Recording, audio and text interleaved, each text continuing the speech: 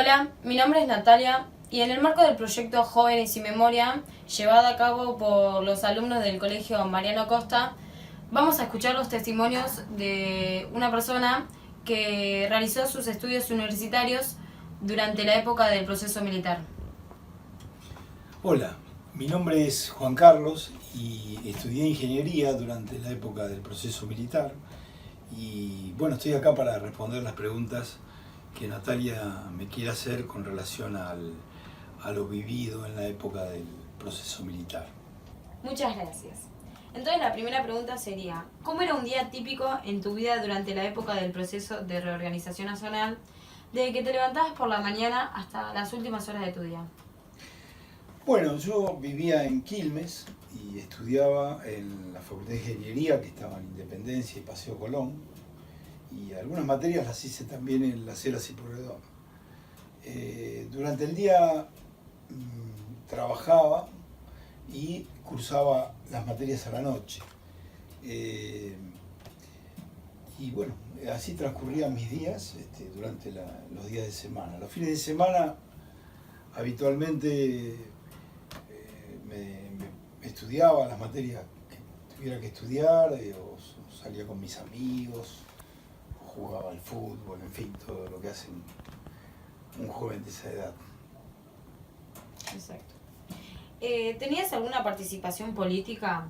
¿Cómo te afectaba esto en tu rutina? Bueno, sí, yo participaba de reuniones del Partido Socialista, de Guillermo Esteves Boero, y eran reuniones sobre todo vinculadas a las cuestiones energéticas, de manera de definir políticas energéticas como propuestas partidarias. Era una tarea enriquecedora porque, bueno, era una tarea de estudio, de crecimiento, de desarrollo. ¿Y cómo afectaba esto en tu vida? Bueno, como te decía, para mí era una tarea de crecimiento.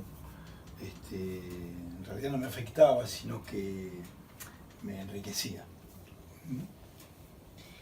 ¿Alguna vez presenciaste algún episodio que tuviera que ver con lo que sucedía en ese momento? Sí, varias veces. Recuerdo, por ejemplo, estar estudiando en el bar de la esquina de la facultad, preparando trabajos prácticos y de repente entrar el ejército y al bar y bueno, todos contra la pared y te palpaban de armas, te pedían documentos, o volviendo de la facultad era típico que pararan en el colectivo, subían soldados y pedían documentos, revisaban. Tengo un recuerdo muy vivo de una noche que salí a bailar y volviendo del baile con un amigo pasó un auto en una actitud muy sospechosa.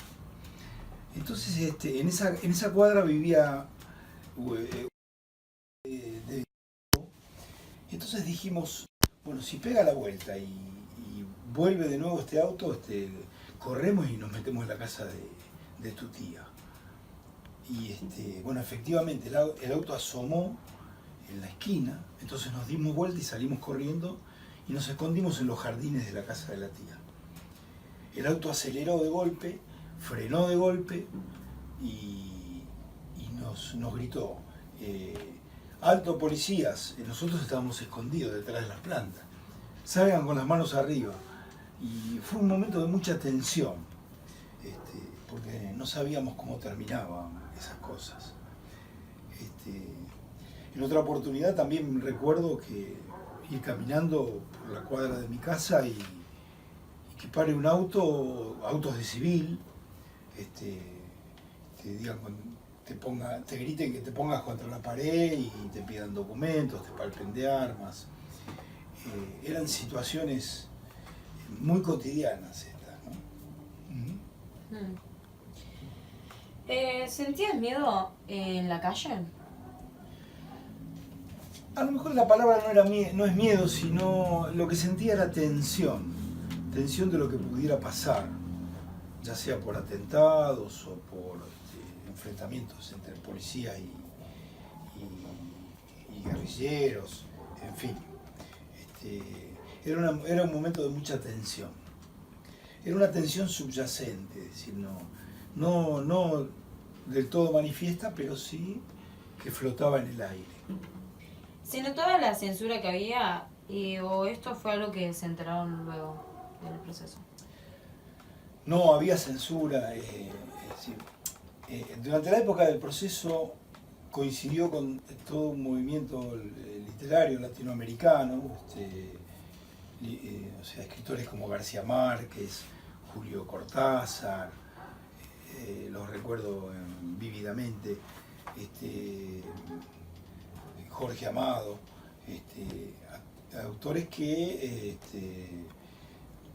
representaban un momento de la sociedad, de la historia, de la vida. Y también recuerdo que trabajaba para una fábrica en Sarandí y gente de esa fábrica me facilitó unos libros para leer que llegaron a manos del jefe de personal de la fábrica. Y entonces me citó el jefe de personal para indagarme sobre qué trataban, sobre lo que trataban estos libros, por qué los tenía en mi poder. Y les di una explicación más o menos razonable, pero al otro día me quedé sin trabajo. ¿Te habían echado? Me echaron. Por tener los libros. Bueno, nunca me lo dijeron eso, pero seguramente que tuvo que ver con eso. Vaya tranquilo que ya va a tener su... Bueno, ¿tenés alguna experiencia que te haya resultado impactante o te haya marcado en la vida?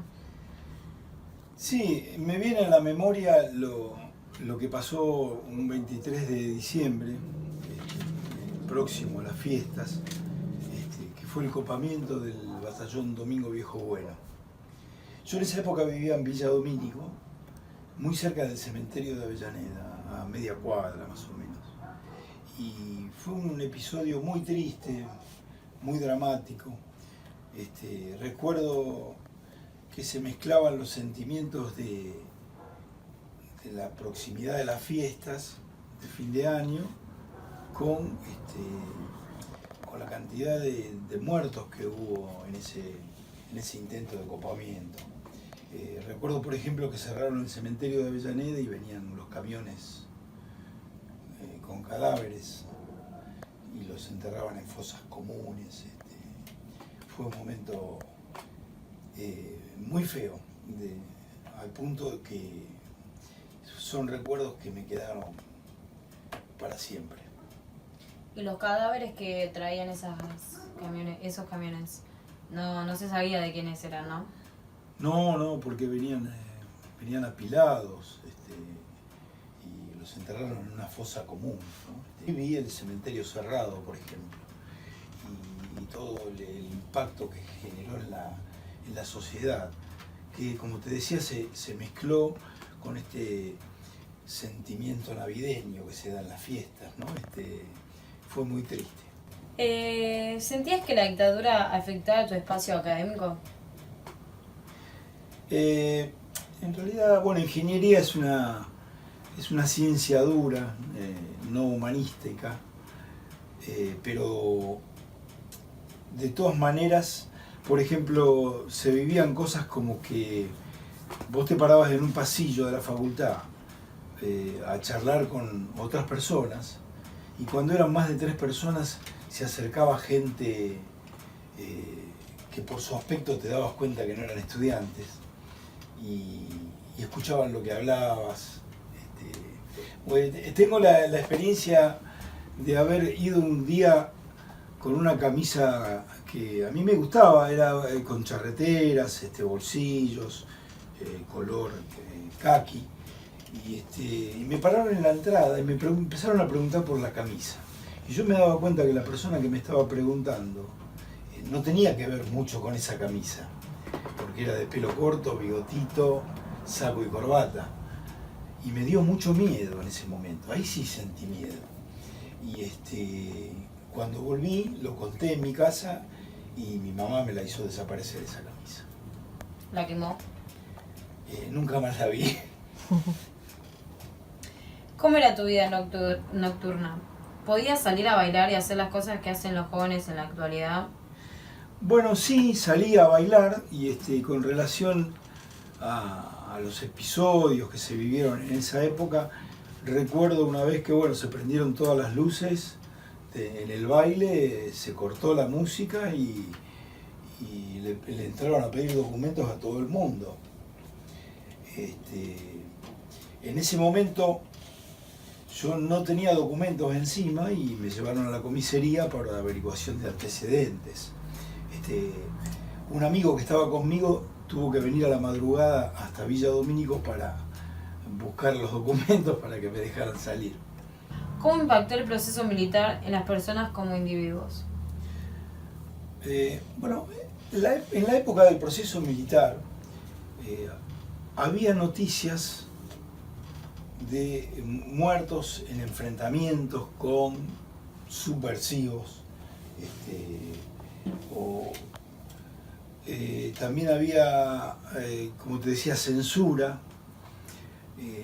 en las manifestaciones culturales y todo esto de alguna manera fue moldeando las personalidades de la gente que se desarrolló durante esa época, en el sentido de ser,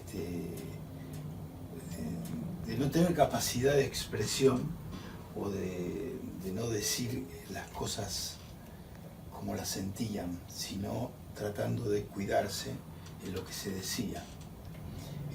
Entonces yo creo que eso interiormente debe haber afectado mucho a las personas como individuos, ¿no? Esa represión interna, por llamarla de alguna manera. ¿Y cómo sintió la salida de los militares del poder? ¿Cómo se sintió la salida? La salida de los militares se dio luego de la frustración de Malvinas. Los militares habían tomado la causa Malvinas como una forma de aferrarse al poder por todo el descontento que había en la gente, ya sea por problemas económicos o sociales o represivos.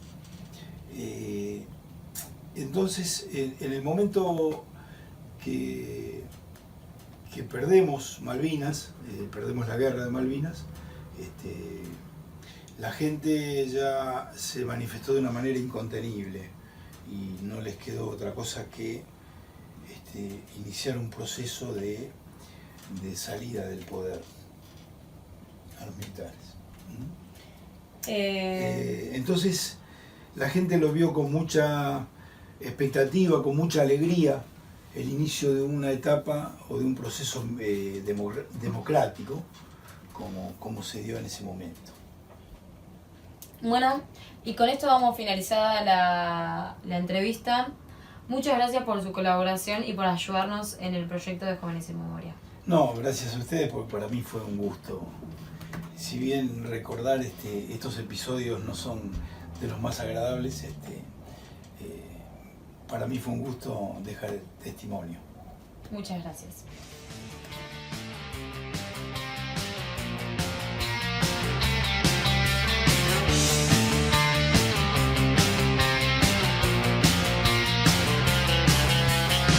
Y ahora tiro yo, porque me toca en este tiempo de plumaje blanco.